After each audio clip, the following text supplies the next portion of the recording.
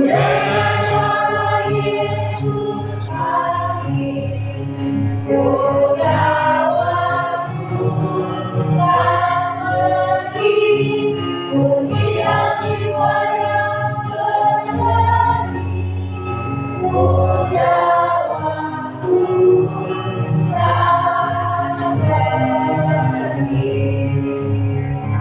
Berilah kata kasih, berilah kata harapan,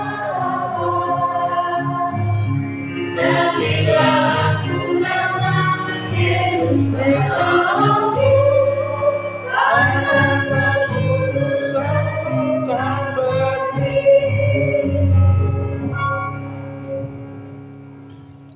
Ya Allah, ya Tuhan kami, saat ini kami telah mempersiapkan hati kami pada saat membaca, mendengarkan bahagian dari firman Tuhan.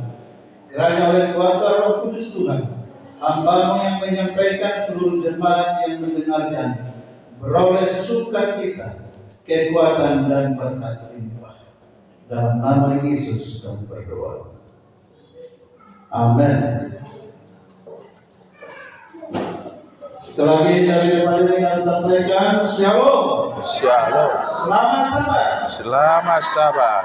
Biarlah kasih, sukacita, damai sejahtera surga ada bersama kita di hari Sabat ini.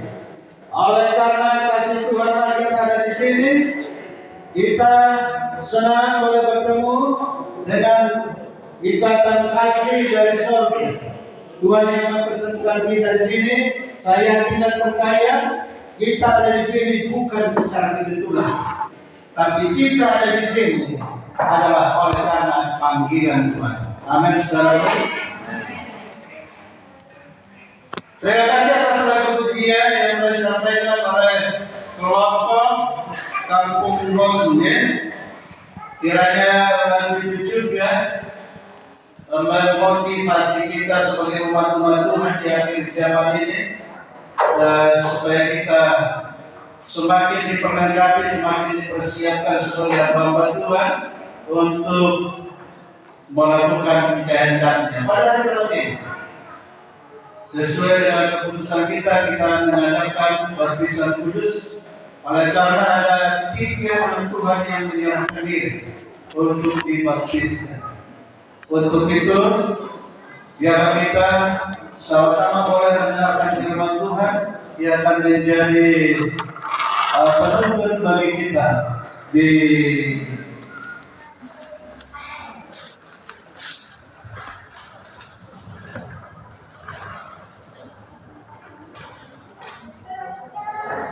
saya memilih dengan judul Gereja yang Benar.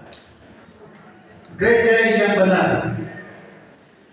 Banyak penganjur agama memberitakan bahwa tempat-tempat persekutuan yang aman dan berbahagia adalah tempat mereka. Dan tentunya kita tahu tidak ada penganjur agama yang menyatakan bahwa agama mereka yang salah.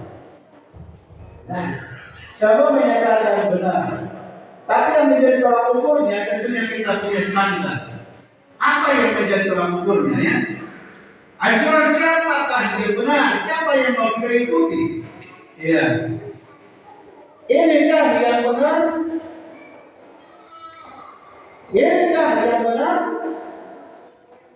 Atau mungkin inilah penganjur agama yang benar? Ortodoks. Atau manakah sesungguhnya yang benar? Atau menurut kita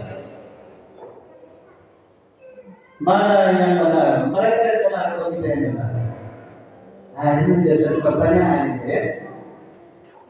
Kita harus bertanya, mana gereja yang benar?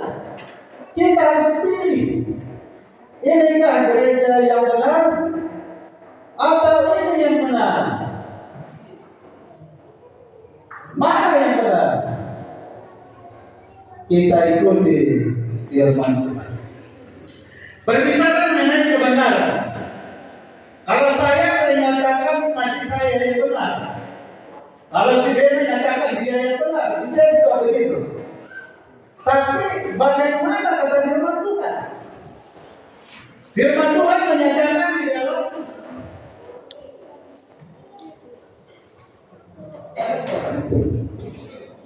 Firman Tuhan menyatakan di dalam Yohanes 14 ayat 6. Apa itu? Yesus berkata, "Akulah jalan dan kebenaran." Berarti Yesuslah kebenaran. Selanjutnya di dalam doa Tuhan Yesus. Doa Yesus yang terpanjang dicatat di mana? Di Yohanes 17. Itu adalah doa Yesus yang terpanjang. Yohanes 17 ayat 17 menyatakan, "Kuduskanlah mereka di dalam kebenaran. Firman-Mu adalah kebenaran." Kita tak bisa bertemu dengan Yesus. Yesuslah kebenaran. Tapi kita punya Alkitab. Firman Tuhan adalah kebenaran. Kalau begitu, tanya kepada kita, mana yang benar? Kita tidak mau pegang yang palsu. Kita mau pegang yang benar. Di satu waktu yang palsu pun bisa berlaku sebelum ketahuan asli. Sebelum ketemu aslinya, yang palsu pun akan berlaku. Kalau kita tidak dapat memiliki yang asli, maka yang KW pun berbahaya. Ya, kita mau yang KW atau yang asli? Jadi kita cari yang aslinya, ya. Kita cari yang aslinya. Apakah kebenaran itu? Apakah kebenaran itu? Ini dia. Inilah kebenaran itu. Akulah jalan dan kebenaran. Firman-Mu adalah kebenaran. Inilah dia kebenaran itu. Ini yang menentukan mana yang benar. Jadi tanya kepada Yesus atau kepada Alkitab, manakah gereja yang benar? Gereja yang benar didirikan oleh Kristus.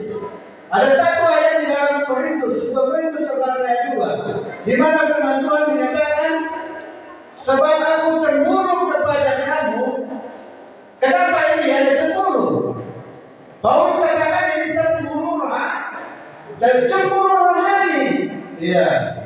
Bukan cemburu mata telanjang, tapi cemburu rohani. Kenapa? Karena aku telah memperkenalkan kamu kepada seorang laki-laki. Diperkenalkan kepada seorang laki-laki. Siapa yang diperkenalkan itu? Di situ ada pergaulan suci. Diperkenalkan kepada laki-laki. Siapa laki-lakinya? Kristus.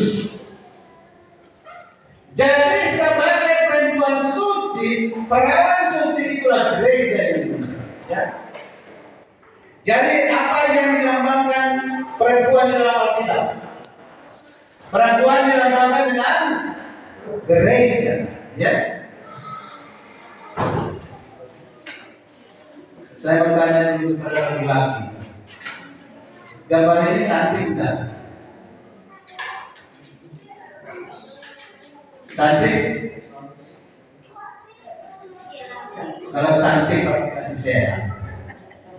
Iya.